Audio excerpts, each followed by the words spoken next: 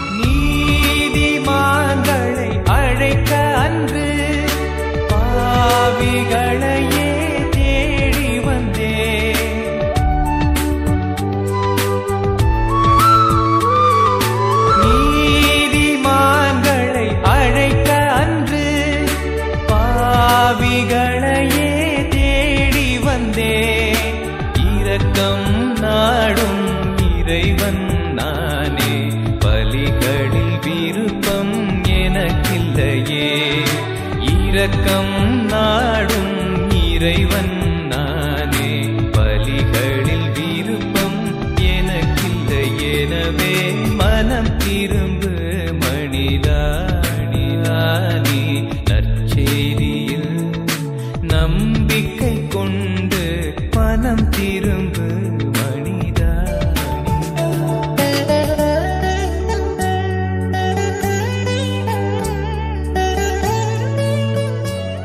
தவக்காலம் 4ஆம் வாரம், செவ்வாய்க்கிழமை.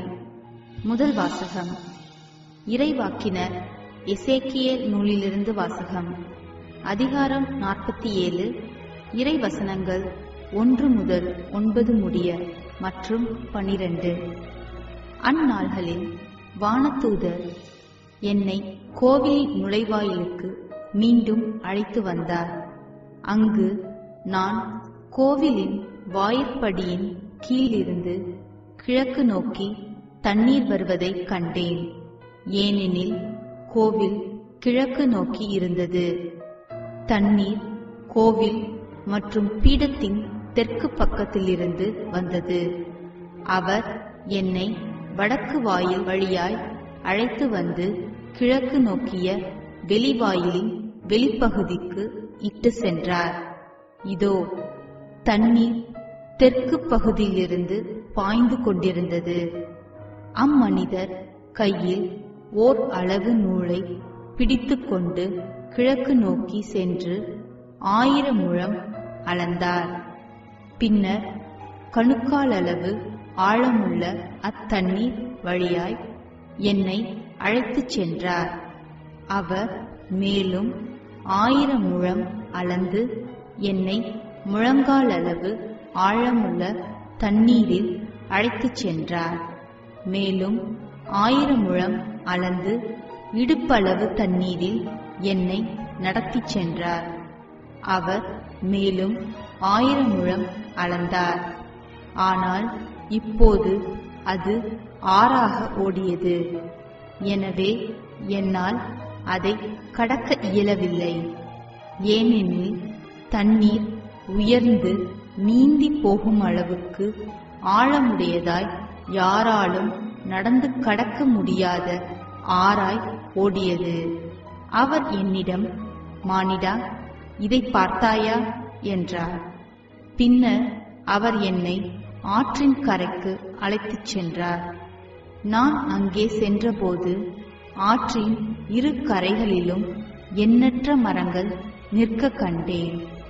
அவர் என்னிடம் உரைத்தது, இத்தண்ணீர் கிழக்கு பகுதியை நோக்கி பாய்ந்து அரபாவில் சேர்கிறது. அங்கு அது கடலோடு கலக்கிறது.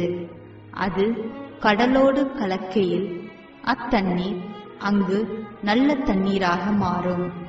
இந்த ஆறு பாயும் இடமெல்லாம் திரளான உயிரினங்கள் வாழும். அங்கு ஏராளமான மீன்கள் இருக்கும். ஏனெனில் இத்தண்ணீர் பாய்ந்து அங்குள்ள நீரை நல்ல நீராய் மாற்றும். எனவே அது பாயும் இடமெல்லாம் யாவும் உயிர் வாழும்.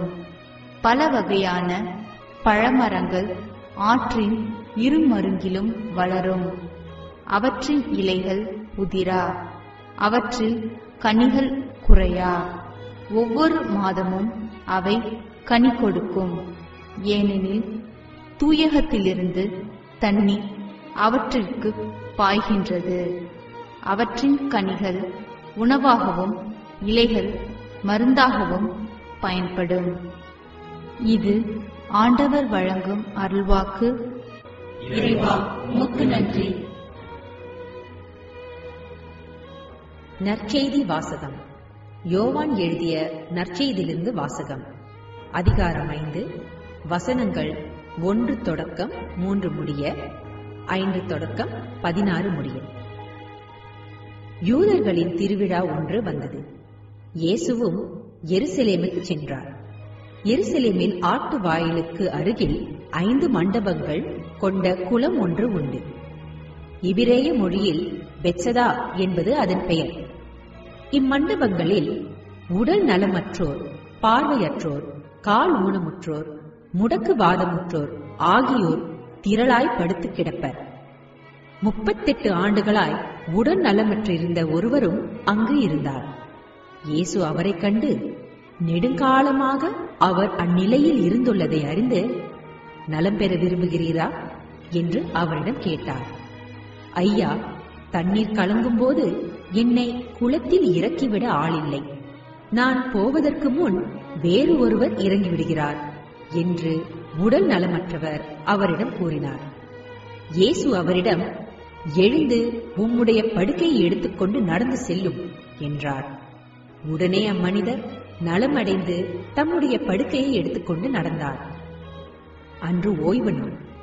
யூதர்கள் குணமடைந்தவரிடம், ஓய்வு நாளாகிய இன்று படுக்கையை எடுத்துச் செல்வது சட்டத்திற்கு எதிரான செயல் என்றார்கள். அவர் மறுமொழியாக, என்னை நலமாக்கியவரே உம்முடைய படுக்கையை எடுத்துக்கொண்டு நடந்து செல்லும் என்று என்னிடம் கூறினார் என்றார். படுக்கையை எடுத்துக்கொண்டு நடந்து செல்லும் என்று உம்மிடம் கூறியவர் யார் என்று அவர்கள் கேட்டார்கள். ஆனால் நலம் அடைந்தவருக்கு அவர் யார் என தெரியவில்லை. ஏனெனில் அவ்விடத்தில் மக்கள் கூட்டமாயிருந்ததால் இயேசு அங்கிருந்து நழுவி போய்விட்டார். பின்னர் இயேசு நலமடைந்தவரை கோவிலில் கண்டு, இதோ பாரும், நீர் நலமடைந்துள்ளீர். இதைவிட கேடானது எதுவும் உமக்கு நிகழாதிருக்க இனி பாவம் செய்யாதீர் என்றார். அவர் போய் தம்மை நலமாக்கியவர் இயேசு என்று யூதர்களுக்கு அறிவித்தார். ஓய்வு நாளில் இயேசு இதை செய்ததால் யூதர்கள் அவரை துன்புறுத்தினார்கள். இது கிறிஸ்து வழங்கும் நற்செய்தி. கிறிஸ்துவே, உமக்கு புகழ்.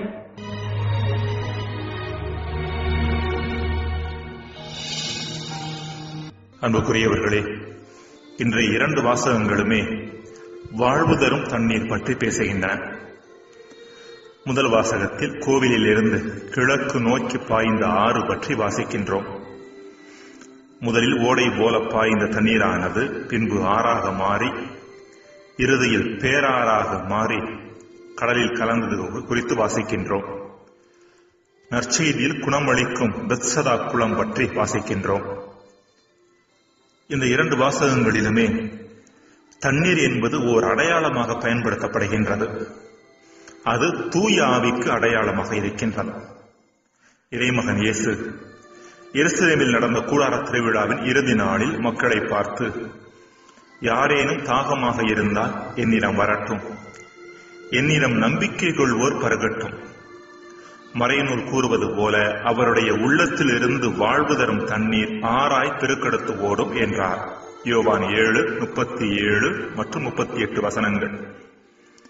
இந்த வாழ்வு தரும் தண்ணீர் எதை சுட்டிக்காட்டுகிறது என்பதை யோவான் நற்செய்தியாளர் அடுத்த வசனத்தில் தருகின்றார். தம்மிடம் நம்பிக்கை கொண்டிருப்போர் பெறப்போகும் தூய ஆவியை குறித்தே அவர் இவ்வாறு சொன்னார். யோவான் 7:39 என்று யோவான் எழுதுகின்றார். இந்த பின்னணியில் முதல் வாசகத்தை நாம் இவ்வாறு புரிந்து கொள்ளலாம்.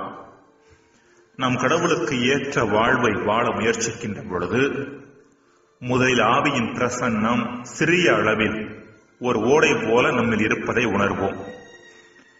நாம் நம் ஆன்மீக வாழ்வில் தொடர்ந்து விடாமுயற்சியோடு பயணிக்கும் போது இந்த ஆவியின் பிரசன்னத்தை இன்னும் கொஞ்சம் அதிகமாக ஓர் ஆறு போல உணர்வோம். இன்னும் தொடர்ந்து பயணிக்கின்ற பொழுது அதே ஆவியின் பிரசன்னம் பேராறாக நம்மில் பொங்கி வழிய ஆரம்பிக்கின்றது. இப்படிப்பட்ட ஆவியின் பிரசன்னத்தை நாம் தாங்கி வாழும்போது ஓர் ஆறு சென்ற இடமெல்லாம் வாழ்வை தருவது போல நாமும் வாழ்வை பரப்பும் மனிதர்களாக மாறுவோம். ஆற்று நீரானது தாகத்தை தணிக்கும் குடிநீராக பயன்படுகின்றது. அது மீன்கள் வாழும் இல்லிடமாக இருக்கின்றது. பல வகையான பழ மரங்கள் அதன் இருமருங்கிலும் செழிப்பாக வாழும். முதல் வாசகம். அதேபோல தூய ஆவியால் நிரப்பப்பட்ட மனிதரும் சக மனிதரில் இருக்கும் கடவுளுக்கான தாகத்தை போக்கும் வழி அவர்களுக்கு காட்டுவார். பிற மனிதர்களது வாழ்வு செழித்தோங்க தன்னால் இயன்ற உதவிகளை செய்வார். மற்றவர்களின் வாழ்வு அன்பு, மகிழ்ச்சி, உண்மை போன்ற கனிகளால் சிறந்தோங்க உறுதுணையாக இருப்பார். இயேசுவின் வாழ்வு இப்படிப்பட்ட ஆற்று நீரை போன்ற வாழ்வாக, அதாவது தூய ஆவியால் நிரப்பப்பட்ட வாழ்வாக இருந்தது என்பது நமக்கு தெரியும். ஆண்டவருடைய ஆவி என் மேல் உள்ளது, ஏனெனில் அவர் எனக்கு அருள் பொழிவு செய்துள்ளார். லூக்கா 4:18 என்று தன் பணிவாழ்வின் தொடக்கத்தில் உரைத்த இயேசு அதே ஆவியின் தூண்டுதல்படி வாழ்ந்து பிறரையும் வாழ தூண்டினார். ஆற்று நீர் அழுக்குகளை கழுவி சுத்தப்படுத்துவது போல சமூக மற்றும் தனி மனித அழுக்குகளை கழுவினார். ஆற்று நீர் உடலுக்கு புத்துணர்வை தருவது போல தூய ஆவியை மக்கள் மீது பொழிந்து அவர்களது மனதிற்கும் உள்ளத்திற்கும் புத்தெழுச்சியையும் புத்துயிரையும் ஊட்டினார். அன்புக்குரியவர்களே, கிறிஸ்தவ வாழ்வு என்பது ஒரு குறுகிய குட்டைக்குள்ளே தன்னை அடைத்துக் கொள்ளும் வாழ்வு அல்ல. அதாவது ஒரு சில பக்தி முயற்சிகள், நெறிமுறைகள், பழக்க வழக்கங்கள் ஆகியவற்றை பின்பற்றிவிட்டு நான் கிறிஸ்தவராக வாழ்கிறேன் என்று திருப்திப்பட்டுக் கொள்ள முடியாது. அது இடையராது இயங்கும் ஆற்று நீரை போன்ற வாழ்வு, ஆவியால் நிரப்பப்பட்டு இயக்க நிலையில் உள்ள வாழ்வு. இப்படிப்பட்ட ஆவியால் நிரப்பப்பட்ட வாழ்வே நமக்கும் வாழ்வை கொடுக்கும், நிறைவை கொடுக்கும், நம்மை நிறைவின் கருவியாகவும் மாற்றும், நம்மை நலமும் வளமும் உள்ளவராக்கும், நம் வழியாக பிறருக்கு நலத்தையும் வளத்தையும் அருளும். ஜெபம். இறைவா, என் பக்தி முயற்சிகளை ஆவியால் நிரப்பப்படுவதற்கான தருணங்களாக அணுக வரம் தாரும். ஆமேன்.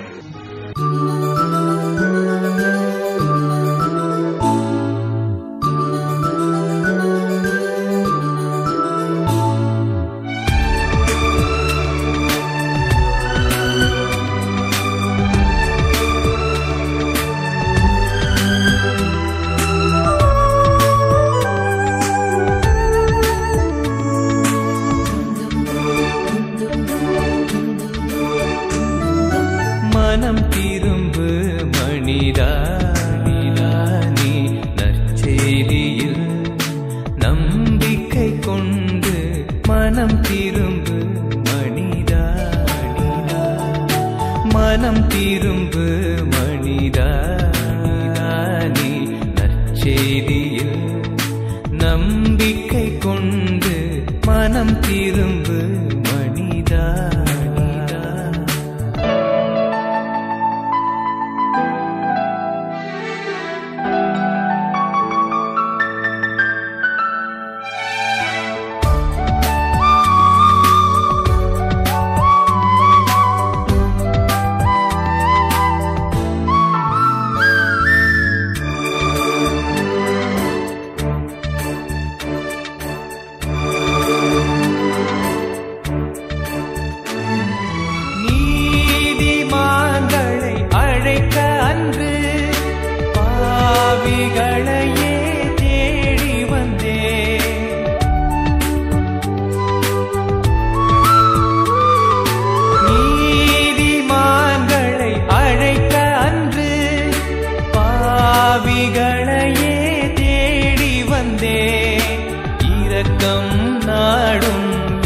இறைவன் நானே, பலிகளில் விருப்பம் எனக்கில்லையே.